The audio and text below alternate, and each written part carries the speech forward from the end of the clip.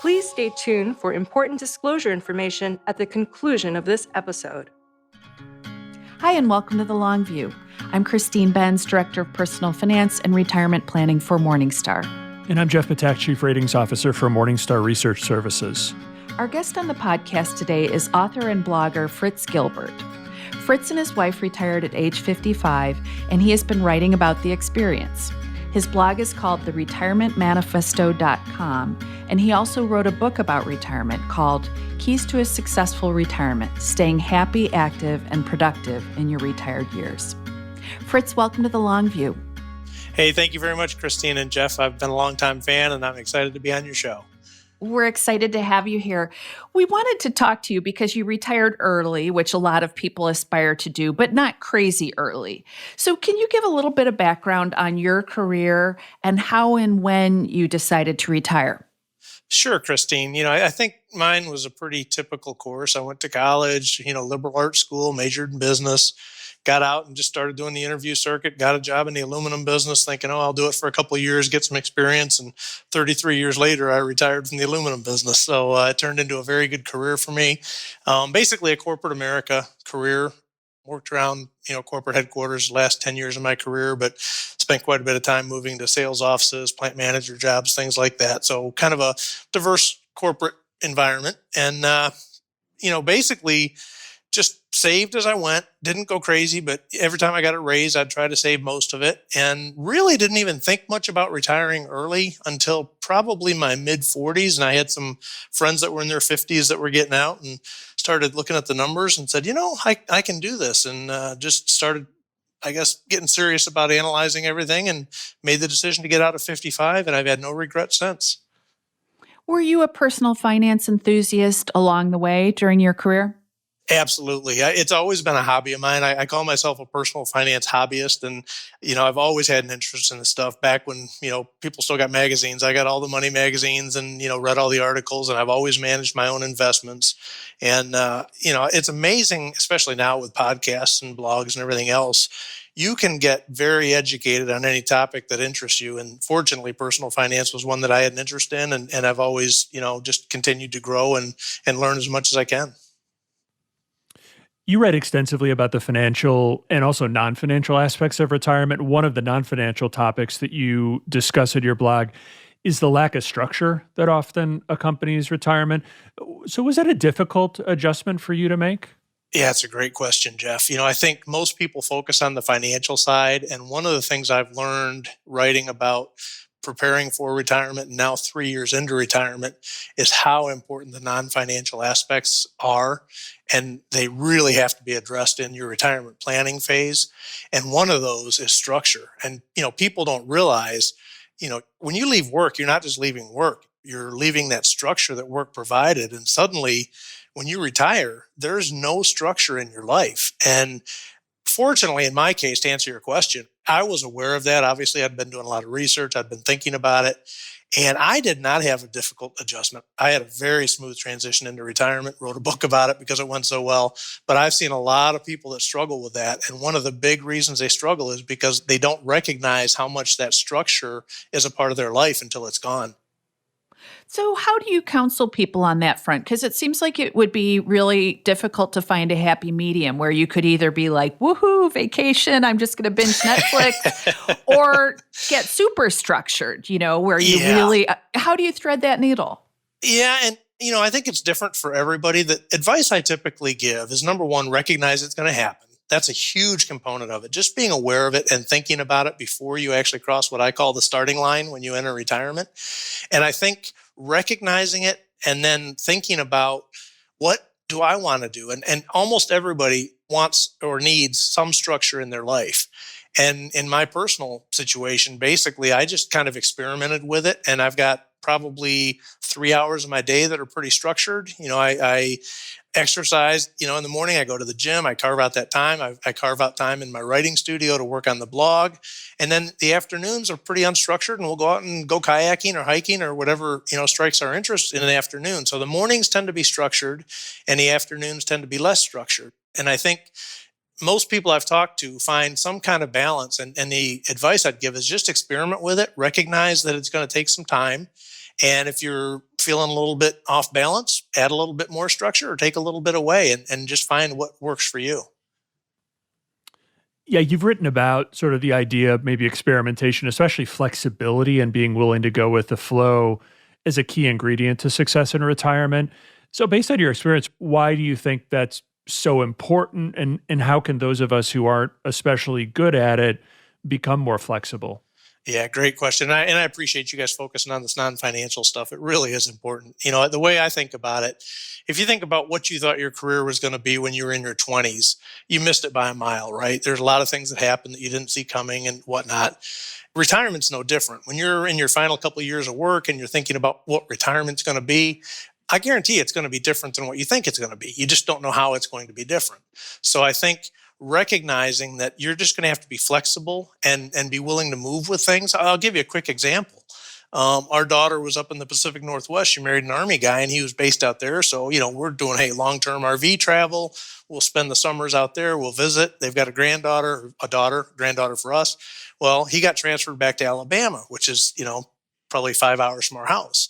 So being flexible, we evaluated things. We ended up buying a small little condo down there.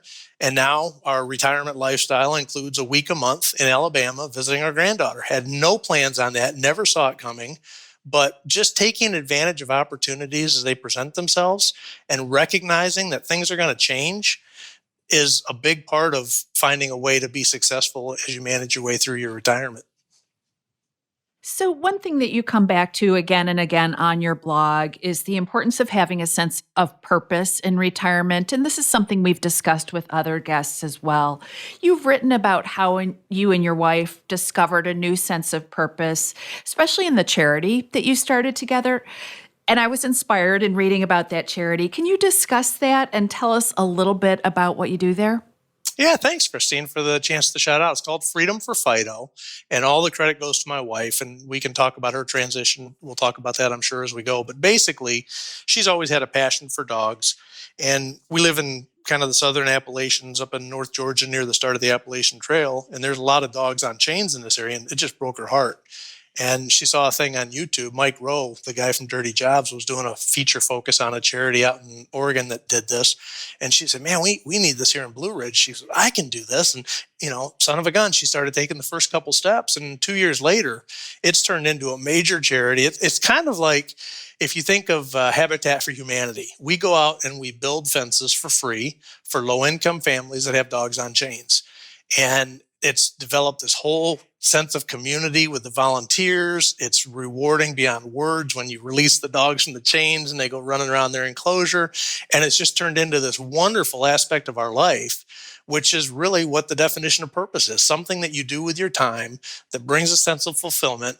You have to find a way to do that. And in her case, and the thing I tell most people, pursue something that interests you, something that you're curious about, some cause that you see, find a way to give back to others. Those are the avenues that you go about finding a purpose. And we were just lucky with her that, she landed on this Freedom for Fido, and it's really turned into a big part of our life that we're enjoying together, which, makes it even better. I hadn't planned on asking about this, but I just find this charitable pursuit you describe fascinating. How do the people that you approach and offer this to, how do they tend to receive it? Are they sort of just so grateful for it, or is there a bit of a negotiation that has to go on to convince them to? Yeah, we get exactly that question, Jeff, a lot. Amazingly, and fortunately, because this charity that she modeled after was based in Oregon, she reached out to them and they were mentors basically and helped her get it set up. And one of the things they said, which we now do, is we never knock on doors. Word of mouth will get the word out. We have a website. People can apply, freedomforfido.com, and they basically fill out an application. And the reality of it is there's so many people that want to do better for their dogs. They just don't have the money to do better. They could let them run loose, right? They're trying to be responsible, but it's the best they can do. And as a neighbor gets it, you're out doing a build and you suddenly notice the neighbors looking around. Next thing you know, you get a couple applications down the street, right? It's a word of mouth thing. And the demand is so strong. Right now, we've got like 22 fences in the queue, applicants, and all the ones in the queue are people that have come to us. So it's pull, not push. And because of that, I think they're very, very appreciative. There's no pushing from us to say, hey, that's how dare you treat your dog that way. And we've had people come up to us in stores in town that we'll just run into randomly, literally hugging my wife, crying, saying, you've changed my life. I can't tell you how great. I mean, they are really, really appreciative. So it's not what I would expect going into it, but it's turned out to be a really pleasant surprise. Well, I would urge people to watch that video on the retirement manifesto. I really love watching that and watching the dogs get released. It was a beautiful thing. I wanted to ask, as you were kind of developing this charity focus, was it a goal of yours to home in on something very specific as you've done? Because I think that's what's so neat about your charity is that you're not trying to solve problems for every dog in the U.S. You're trying to solve some very specific issues. Was that something that you focused on, trying to sort of hone your mission? I don't know that we had that much foresight going into it. I think it's like a lot of things in retirement. You kind of take the first couple steps and you see where it leads. The first step was, I hate seeing dogs on chains. Let's try to do something about it. And it's developed in time to being, a very focused thing like it is. We didn't really know. And, sometimes we got into a case where this lady had a handicapped son and she had no money. And she said, yeah, I've been wanting to get a carpenter to build a ramp. I have to carry my son out to the car down the steps, just real sad story. So we've got a carpenter on our team and we said, hey, Tim, would you mind building her a wheelchair ramp? So we'll do things based on the need as they arise. And I think it goes back to that flexibility question you ask. It's no different with anything that you decide to pursue. You just kind of have to be open to see where it leads and make adjustments as they are required and, have fun with it. That's really awesome and inspiring, I have to say. I did want to turn from that and talk about the benefits of work or more generally purpose. I mean, it seems that we now have a lot of data pointing to working longer being good for people, and not just financially, but because it provides social connections, gives them a sense of purpose. But it sounds like it's been your experience that you can obtain many of those same benefits without paid work, right?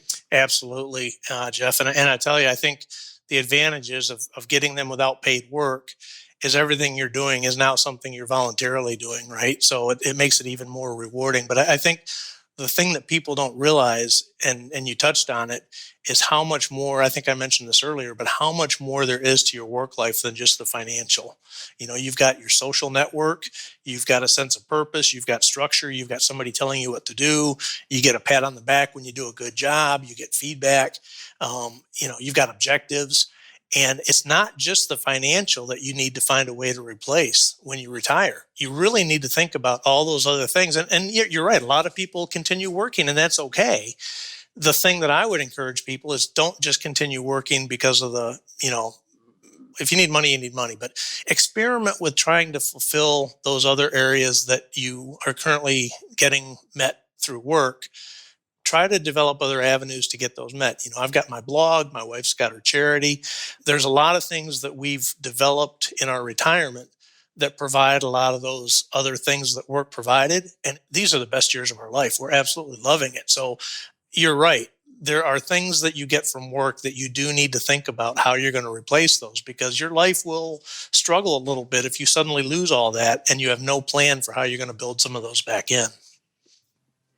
I wanted to ask about the social connections piece. I interviewed Michael Finca, who's a retirement researcher, and he mentioned that men especially tend to get a lot of their social interaction through work. So I'm wondering if you can kind of talk about navigating your social connections post-retirement, how that has gone for you, especially in light of COVID-19, which has made socializing difficult for all of us in some fashion.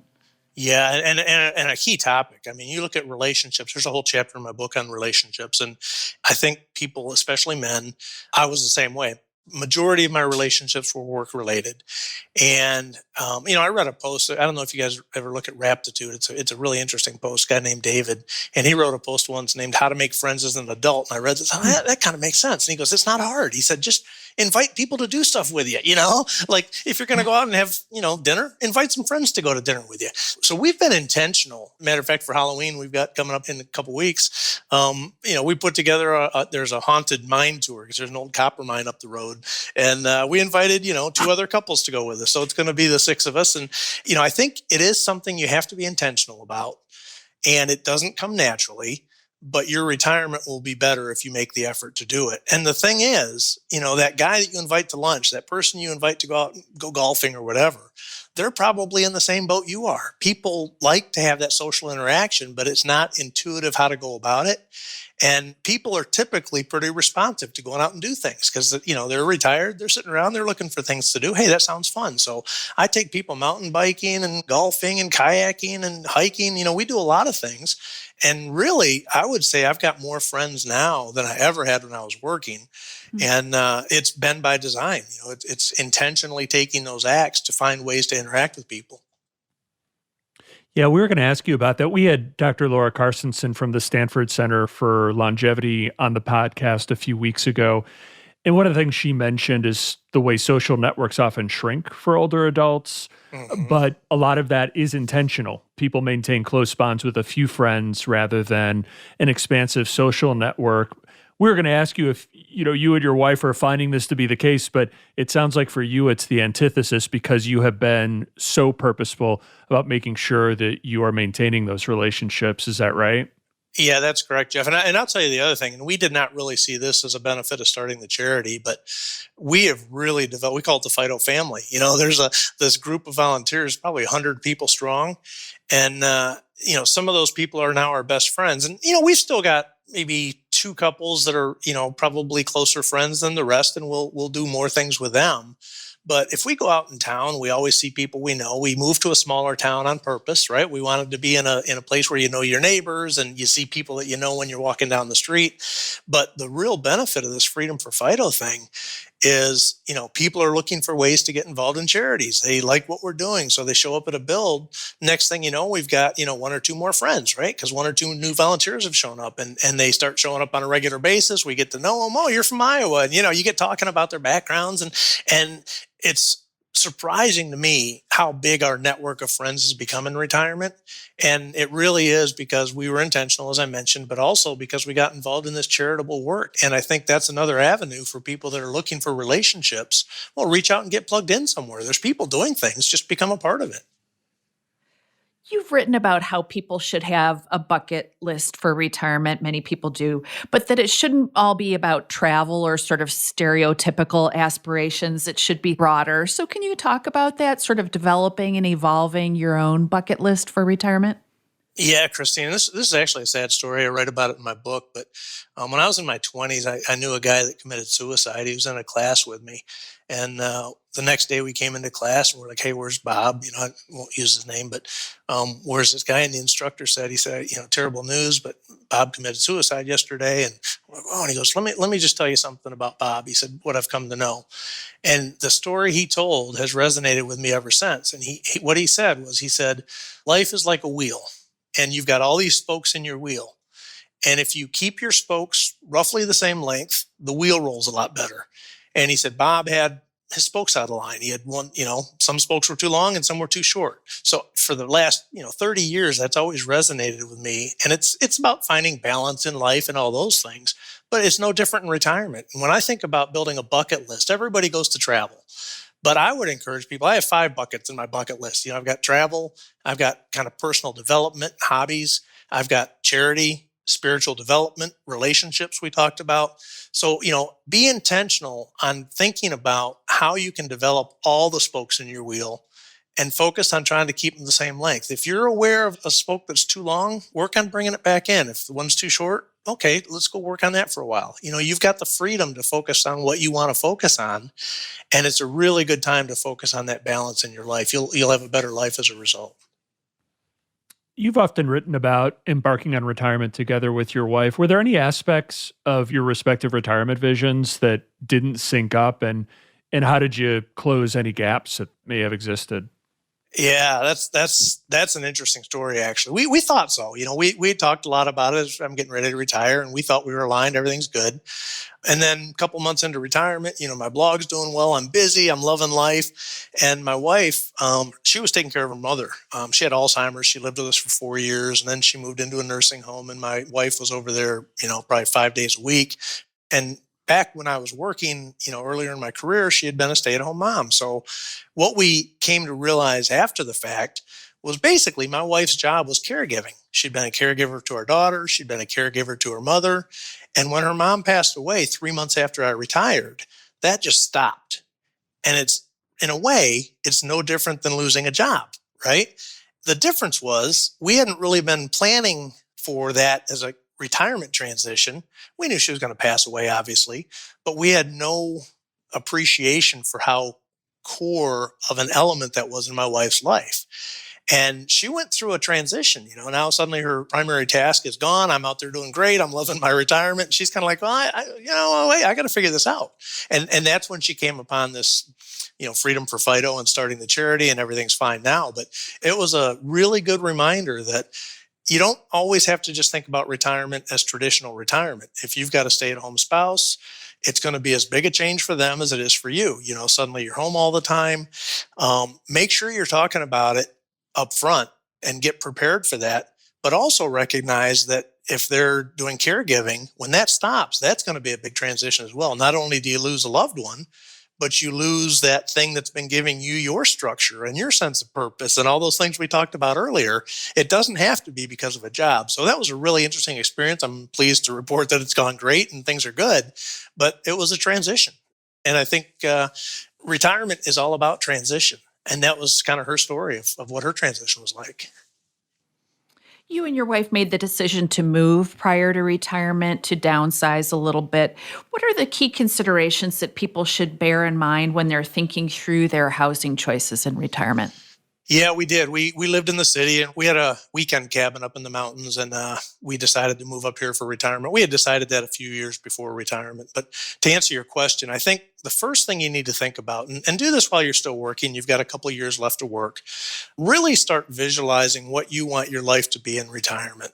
And if that's going to be an outdoor life, and I want to do a lot of, hiking and whatever, decide on the activities that you think will bring you satisfaction and joy in retirement, and then decide where's the best place to do them. And if you've got the luxury of being able to have a place like we did before you retire, it's really nice because you can spend some time there. You can get to know some people. You can start getting established in the community. Not to say it's impossible to wait until you've retired and go through it, but it was nice in our case, and I would encourage people, if at all possible, to start getting serious about it, while you still got a couple of years left. Maybe get a weekend place, rent it out on Airbnb, make a little bit of money out of it, develop your options and have it be driven by what you want your lifestyle to be, and then where it's best. Now, a lot of people say, hey, I've got all my friends here. I've been here all my life. Fine. That's okay. But recognize for the first time in your life, now you could argue with COVID, people have been able to work from home, but more broadly, for the first time in your life, you're able to live anywhere you want to live. You're no longer dictated by your job requirements. So consider taking advantage of it. So maybe we can talk about the keys to your ability to retire earlier than the traditional retirement age of 65 or 66 or so. What do you think you did right in your accumulation years to put yourself in that position? Yeah, I've looked back at that and wondered, because it wasn't really by design. I guess I would say I was always responsible. My wife and I both. Number one, I married well. We have very similar outlooks. We're not materialistic. We don't want to keep up with the Joneses. Those have just been inherent traits. So marry somebody that's got a similar view to yours. And then really, as I was going through my working years, I just focused on saving as much as we could, but we still enjoyed life. So if I got a pay raise, I'd save the majority of it, increase my 401k, but we still enjoyed life. I had frequent flyer miles. So, when our daughter was home, we'd take vacations every year. We didn't scrimp to the point that we were sacrificing today for tomorrow, because tomorrow may never come. So you've got to find a way to, again, it's all about balance. And have enough balance that you're enjoying the life as you're living it, but you're also preparing well for tomorrow. And, I got out at 55. I could have retired at maybe 45 if I would have been super aggressive. But I have no regrets about maybe losing 10 years of retirement, because those 33 years that I was working, we truly enjoyed life. We had quality time with our daughter. We enjoyed life as we lived it. And we saved responsibly without, obviously I got out 10 years early. So we did save, and we saved aggressively. But most of that saving came as I continued to move up the corporate ladder and I was getting, more money. We basically didn't inflate our lifestyle. And I think that was the biggest factor that gave us the option of considering early retirement. One big impediment to early retirement for a lot of people, for for everyone, is how they'll cover health insurance in the years before Medicare is available. How did you approach that issue in your own plan? Yeah, and obviously you got all this stuff going on. At the time that I was going through it, the ACA was coming through, and it was a lot of uncertainty, still is. And really, to me, it's kind of a math problem. You know that you can buy insurance, but it's very expensive. So in our case, as we were building out our numbers and saying, hey, can we afford to retire yet? I used an assumption of $2,500 a month. And I said, okay, based on research that I'd done, that's kind of the high end of the expected range for private insurance. And I did COBRA for the first 18 months. It was easy, it was available, and it was fine. And then as the COBRA expired, we ended up getting a private insurance plan. We're paying $1,900 a month, so it's not cheap. But given that I'd planned for $2,500, hey, we built it into our numbers, and you to get on with life. So, I just encourage people, if the only reason you're working is for your insurance, and maybe you can't afford private insurance, I recognize it's very expensive.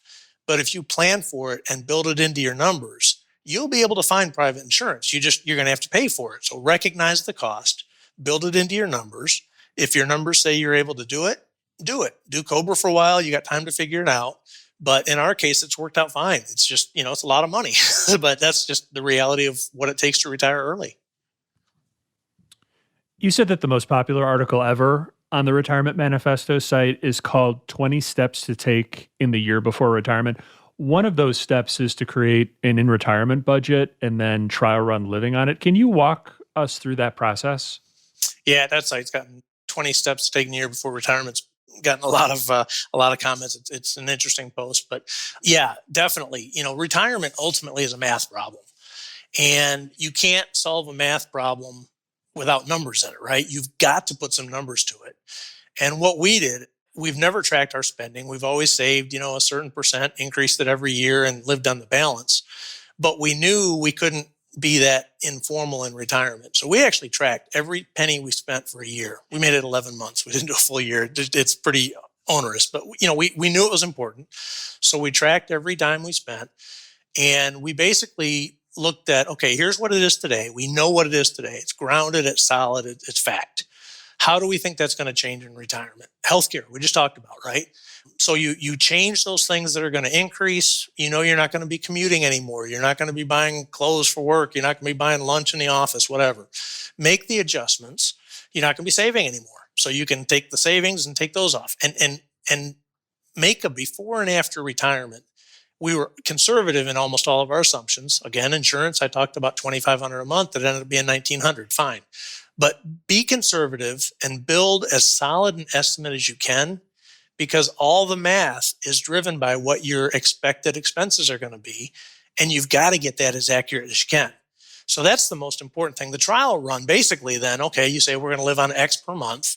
So you basically, what we did, I was still commuting. I was still having those expenses, but we adjusted our savings to, as accurately as possible, reflect income that would represent what our post-retirement would be, adjusted for the expenses that would go away, if that makes sense. So it's basically putting yourself in the mindset of living on an allocated budget and making sure your assumptions are reasonable and recognizing the importance of getting that part right. The non-financial is important, obviously, but the financial is absolutely, you've got to have the financial. It's necessary, but not sufficient, right? You've got to get it. It's necessary.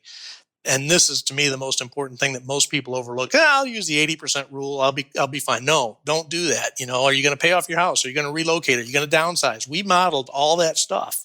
And because of it, we know that we're comfortable with a very conservative, safe withdrawal rate.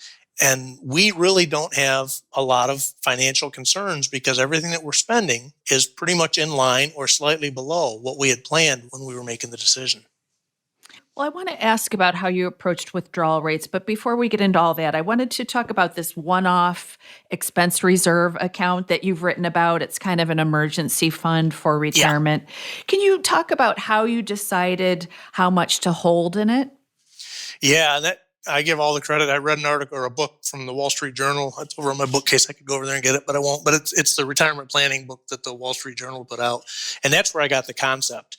And what I call it is the expected unexpected expenses, right? You're going to have unexpected expenses, but you should expect that.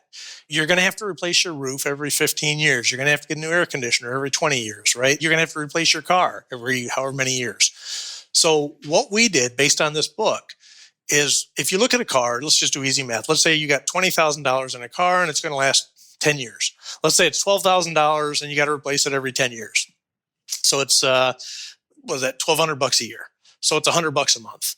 And if you basically go through all of those things that you know are going to need replaced, and it really primarily focuses on the maintenance emergencies, maybe a health issue you could throw in there as well. But in our case, we added all of those up, and I've got outlines of this on my blog, and it's in my book as well. It came out to $12,000 a year. Now, you're not going to spend $12,000 every year. You're only going to buy that car every, 5 years. But if you set aside $12,000 in January of every year, and then if you've got a repair you've got to do that was unexpected, you can pull it from that fund. The next January, you put another $12,000 in there. The next January, you put another $12,000 in there. And basically, over time, that should give us a buffer that when we need to replace a car, unless it's right away in the first year of retirement, obviously, over time, the money that we've set aside every January should be sufficient to cover all of those unexpected, expected expenses. And we do that first. So we take the $12,000, we put it in there. We count that in our withdrawal rate because it's money that we know we're going to spend. We just don't know when we're going to spend it. And then we set up our monthly paycheck, if you will, with the balance of the amount of money we can take out each year. Hopefully that makes sense. It does make sense. It seems like one under-discussed aspect of retirement is making the mental transition from saving to spending. There are lots of ways to calibrate how much you can spend, which of course we could discuss. But how about the mental hurdle of getting comfortable with spending? Was that difficult for you? And what steps did you take to get over it? Yeah, you're spot on, Jeff. That is a big struggle, especially for people like us and many, I'm sure, of your listeners that have been lifelong savers. Making that shift from saver to spender does not come naturally.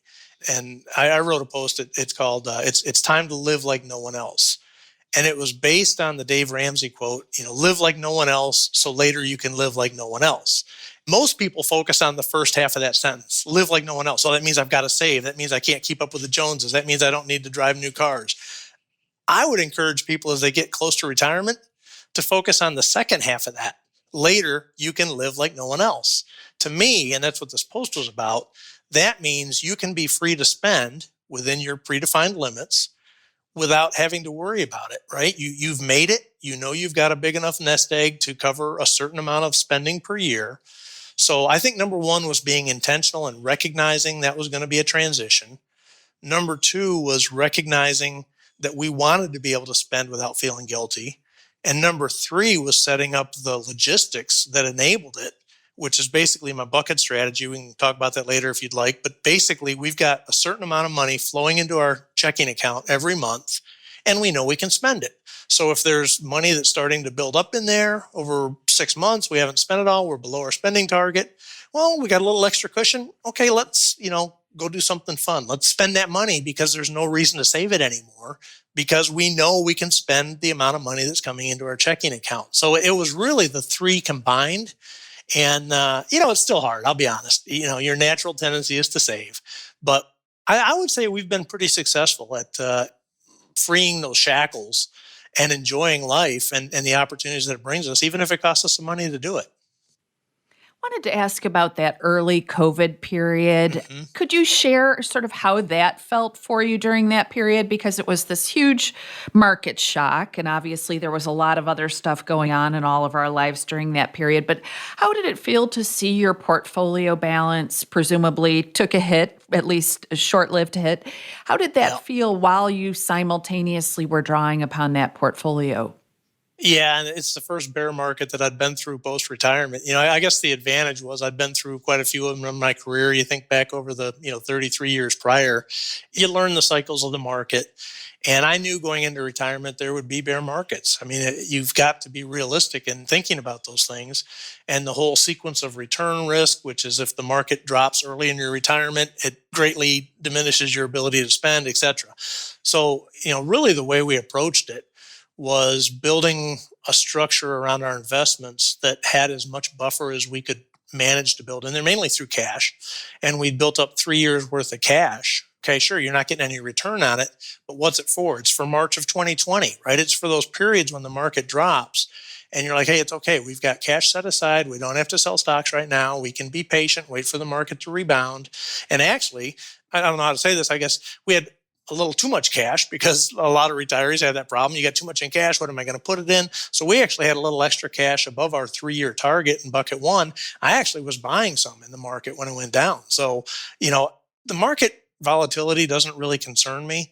I think the bigger concern for me is if you have a very long drawn out market downturn, AKA the Great Depression, something like that, there's no way you can build a defense really to manage that. You're just going to have to deal with it.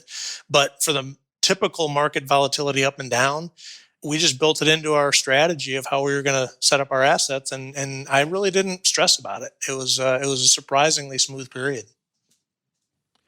So that's probably not a bad segue to another thing that we wanted to ask you about, which is the bucket strategy. You mentioned it earlier. You're a strong proponent of that strategy for retirement planning. So maybe you can talk about how you structured the different buckets. Yeah, and this is controversial. I like to have fun with Big Earn. I know you guys interviewed Karsten, and you don't need it. It's nothing exotic. It's basically just a mental way to view your asset allocation. And if you think about it, it's in our case, we use 3 buckets. Bucket 1 is 3 years of cash. Pretty simple. Bucket 2 is, let's say, 5 to 7 years of something other than stocks, right? So it's primarily bonds. We've got some alternative assets, some REITs and things like that. So things that would potentially be assets you could use if you get into an extended market downturn. You want to protect your stocks and not have to sell them in the downturn. So you put those in bucket 3, and that's things that have the higher long-term growth. But in return for that, you've got the higher volatility. But you need to have that long-term growth to keep up with inflation. So it's basically segmenting your assets. And the concept is bucket 1 is what you use for cash. And in our case, every quarter, we refill that. I won't get into that unless you guys want to get into it. But basically, you keep 3 years worth of cash on hand. And if the market goes down, you quit refilling it and you just spend that down to give your stocks time to rebound is the concept. Well, I did want to ask about that whole bucket maintenance thing because I'm kind of a student of this as well. And it seems like maintaining those buckets can get complicated, especially when you have multiple account types where you have traditional tax-deferred IRAs, Roth IRAs, taxable accounts, and so forth. So can you talk about how you keep your buckets up and running on an ongoing basis? Yeah, and this has been an interesting topic. I'm glad you asked to get into the details because I do think it's important. And this is one of the more popular series I've written on my blog, and I've written articles about how I maintain it. Actually, this is coming out on Wednesday. I've got a post coming out tomorrow. How much time do we spend managing our money in retirement? So I just did the math, and I was surprised to find out the annual amount of time I spend managing our buckets is about 5 hours. That's it. And there's basically 4 steps. One is you establish that paycheck that you want to set up. And I do this kind of at year end. I do a year end review. So I establish a paycheck and we basically set up an automatic transfer from a Capital One money market fund into our checking account. So that's number 1. That doesn't take long. Then as I go through the quarter, I can look at how much we've spent. Pretty easy. You just look at the Capital One balance. If it started at 100,000, you're down to 80,000. You spent 20,000, right? It's a very simple process. Okay, we spent 20,000. So how am I going to refill that? And I like to refill it quarterly because if the market would tank in April, or let's go even worse, if the market would tank in December and I hadn't refilled it for 11 months, I just lost a year of my buffer, right? So I try to refill it quarterly. So every quarter, I look at what the market's done, and thankfully, other than early 2020, as you mentioned, the market's been very favorable. We've had a nice tailwind here in my first couple of years of retirement. So we've been just selling stocks. Bucket 3, right? It doesn't have to go bucket 3 into bucket 2 into bucket 1. You just look at whatever asset is up the most. And I just take 20,000, sell it, and move it over to bucket 1. So that's once a quarter. As part of that, I do look at rebalancing. We've got a 60% stock, 30% bond, 10% alternative asset. That's our asset allocation target. So I'll do quarterly rebalancing as part of that. And then at the end of the year, we just do an annual checkup and I update our net worth. I only update our net worth once a year. And I look at our net worth and I basically say, okay, of that net worth, we exclude the house, we exclude the cars. We just look at basically assets that can be used to fund our spending in retirement. I'll multiply that times, 3.5, and 4%. And I'll kind of say, okay, here's the window of how much we can spend for the coming year. And we set up the new paycheck starting in January. So it's not a complicated process. I've been pleasantly surprised by how easy it's been to manage it. Well, I did want to follow up on the tax piece because Yep. it does seem like things get a little bit more complicated there. And I don't want to get too into the weeds on your plan. But one thing you've written about is that you took advantage of the early years of your retirement to conduct a series of conversions of IRA assets from pre-tax to Roth. So can you talk a little bit about why that planning can be a really effective strategy in the early years of retirement, especially prior to required minimum distributions? And how did you decide how much to convert each year? Did you get some financial advisor help or tax help?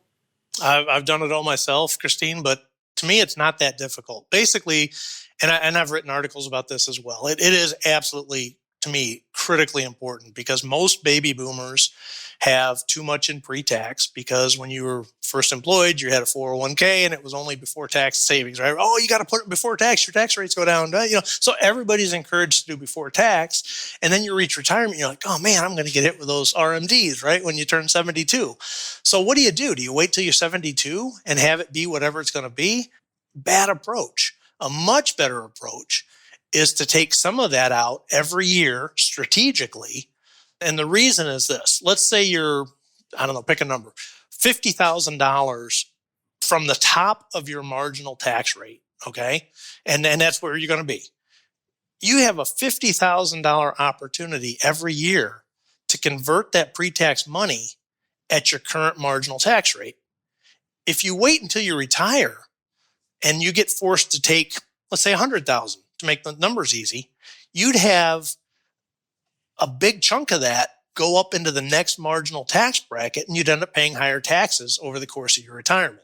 So all we do is every January, we sit down, we look, okay, what's our expected income going to be? Where does that put us in the tax bracket? You subtract your deductions, subtract your HSA, make the adjustments. What's our net taxable income going to be? And how much room do we have between that and the ceiling of our marginal tax bracket? Okay, that's what we're going to target for our Roth conversion this year. How much is that going to cost us in taxes? Okay, and we factor that in. We do quarterly estimated taxes. So we factor that in. We build it into the bucket strategy because it's at the same time that I'm calculating our spending. It's just another spending item. What are you going to pay for taxes? Well, it's a quarterly estimated tax. It's pretty easy. You just do the math. That's what it's going to cost. And that's all we do. And we do it every year. We top off the tax bracket. And the hope is by the time you get to the RMD level, you've got a lot less in there, so it will limit your potential of getting forced into a higher tax bracket. Not to mention, what if tax rates go up, right? If you look at the tax reform in 2018, that was a tremendous reduction in the marginal brackets for people that are married filing jointly. So taxes are at a pretty historically low rate right now, and not to project the future, but my feeling is you're probably at an opportune time to take some of that off the table. Have you worked with a financial advisor to get a second set of eyes on the plans you've made? I never really did. I mean, all through my career, I saved, and we had a Vanguard 401k. So probably in my 40s, you could do a once a year thing with a CFP. And I did that a couple times. Now, as I got about 2 years away from retirement, I actually did do a one-off with a certified financial planner and said, look, I'm fairly confident on this stuff, but I recognize you can have a blind spot. And I had kind of a retirement readiness checkup, and it confirmed pretty much what I was thinking, but it was nice to have a second set of eyes. So I do encourage people, even if you're DIY, it's worth a little bit of money to get a one-time checkup and just make sure you're not missing something. Maybe you underestimated what your health insurance is going to cost. You don't really know. Well, the CFP is talking to a lot of people that are actually paying private health insurance. They can give you a pretty good sense of those types of assumptions. And to me, it's money well spent to have somebody take a look at it. Well, I wanted to ask a related question. You have been responsible for most of the financial planning aspects of your retirement. So, have you thought about safeguards against cognitive decline, which is something that confronts older adults, especially as we get into our 80s? A high percentage of older adults do confront cognitive decline. So, have you thought about building in safeguards in your plan? Absolutely. I have my dad's suffering from kind of early, Alzheimer's, not too severe yet, but he couldn't manage his finances. So I've seen firsthand, the transition that almost everybody goes through. And I would argue another thing is, have you thought about, what happens if you get hit by a bus, and your spouse doesn't normally manage this stuff? To me, it's kind of similar related topic. And what I do is I write a love letter to my wife every year, and I give her an update. Or here's our net worth, and it basically step by step. If I were to get hit by a bus, here's what to do.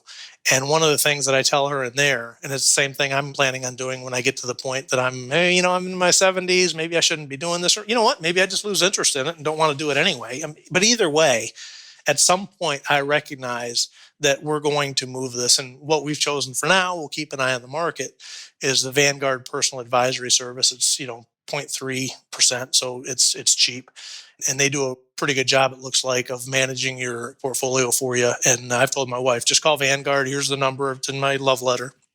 And I'll plan on doing the same thing myself. If I sense that I'm starting to decline, or others caution me, or our daughter says, hey, Dad, you gave me a 20, you only, whatever. If there's signs that I'm starting to decline, I have no problem, calling somebody to manage this for us. I think it's important to recognize this is a skill that diminishes in time. I guess in a similar vein, you wrote a post saying that you and your wife have decided to self-fund long-term care rather than purchasing insurance. How did you arrive at that decision? Yeah, and that's a big topic for people, and it's one I think everybody should do the numbers for themselves. But what I did basically is I talked to our insurance guy, and I said, "Hey, can you give me a quote on long-term care?" We're probably early 50s, because people say, "Hey, buy it in your 50s, maybe early 60s." So we're about the right time, and I got the costs of buying long-term care. So I basically set up a spreadsheet. Column A was you pay long-term care insurance. It's X per month. I don't remember the numbers now. It doesn't matter. Alternative B, which was column 2, is you invest that monthly premium every month. And I basically just ran it out until we were age 95. You know what the first column is going to be. You're paying for the insurance. You get the coverage. You can see what that's going to look like.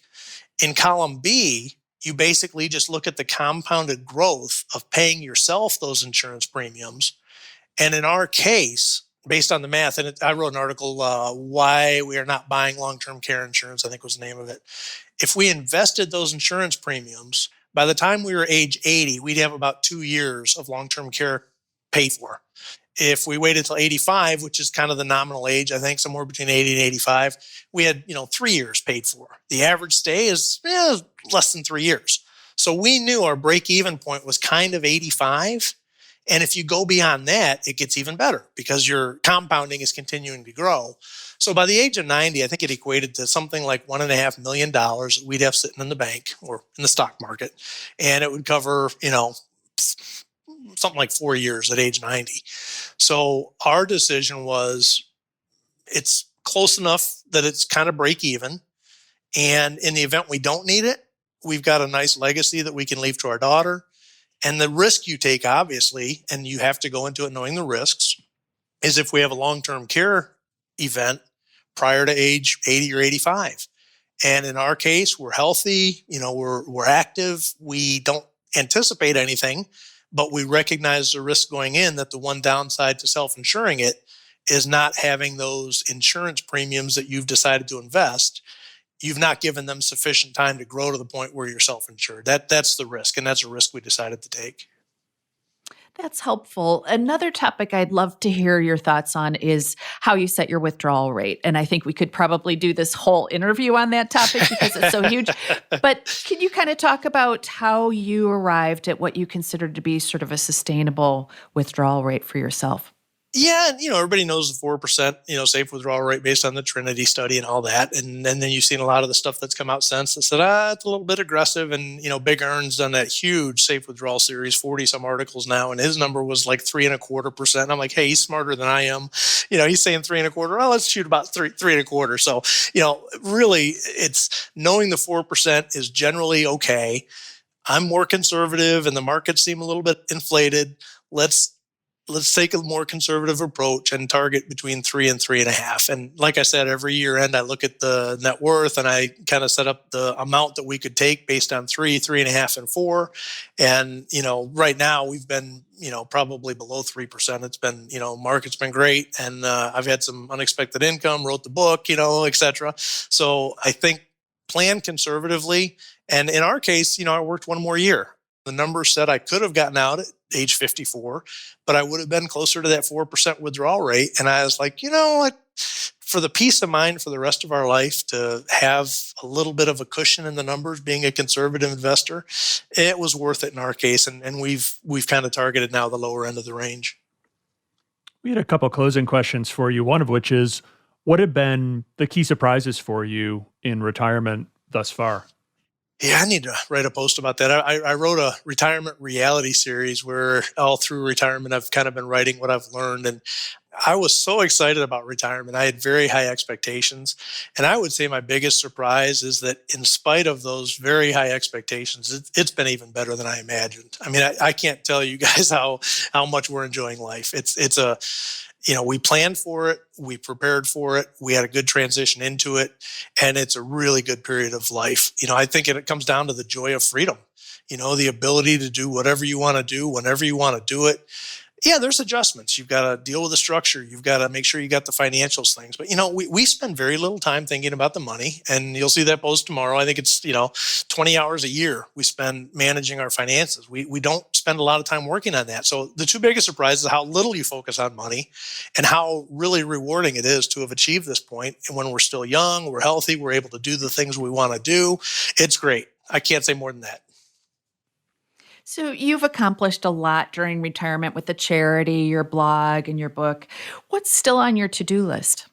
That's a good question. I would say this. Serendipity is my favorite word. It's basically the following your curiosity and see where it goes. And that's kind of where we're at in our life right now. We are really focused on the present.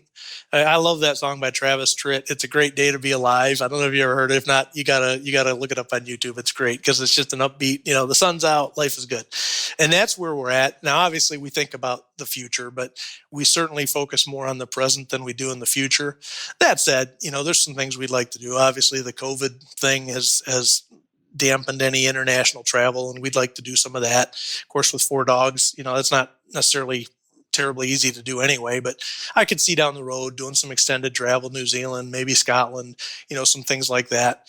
More importantly, the things I think about the most are really around the legacy type issues. We've got a 3-year-old granddaughter, so it's, I guess, natural. But, what things can you do in your few remaining years that can really leave an impact, hopefully for generations to come? It's a big unanswered question, but that's probably where I spend most of my future time thoughts are on what can you do that'll make the biggest impact. My writing makes an impact. I'm pleased with that. My wife's charity makes an impact. Those are great things, but it's those types of thoughts that I would say consume most of my planning time.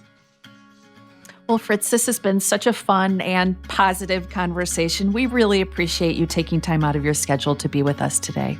Well, thank you, Christine and Jeff. I am really honored that you reached out to me, and I'm really honored to have a slot on the podcast and appreciate you taking the time. We really enjoyed having you on. Thank you again so much for your time and insights. Okay, thank you. Thank you for joining us on The Long View. If you could, please take a moment to subscribe to and rate the podcast on Apple, Spotify, or wherever you get your podcasts. You can follow us on Twitter at Christine_Benz. And at SYouth1, which is SYOUTH and the number 1. George Cassidy is our engineer for the podcast, and Carrie Gretchick produces the show notes each week. Finally, we'd love to get your feedback. If you have a comment or a guest idea, please email us at thelongview@morningstar.com. Until next time, thanks for joining us. This recording is for informational purposes only and should not be considered investment advice. Opinions expressed are as of the date of recording. Such opinions are subject to change. The views and opinions of guests on this program are not necessarily those of Morningstar Inc. and its affiliates. Morningstar and its affiliates are not affiliated with this guest or his or her business affiliates unless otherwise stated. Morningstar does not guarantee the accuracy or the completeness of the data presented herein. Jeff Patak is an employee of Morningstar Research Services, LLC. Morningstar Research Services is a subsidiary of Morningstar Inc. and is registered with and governed by the U.S. Securities and Exchange Commission. Morningstar Research Services shall not be responsible for any trading decisions, damages, or other losses resulting from or related to the information, data analyses, or opinions, or their use. Past performance is not a guarantee of future results. All investments are subject to investment risk, including possible loss of principal.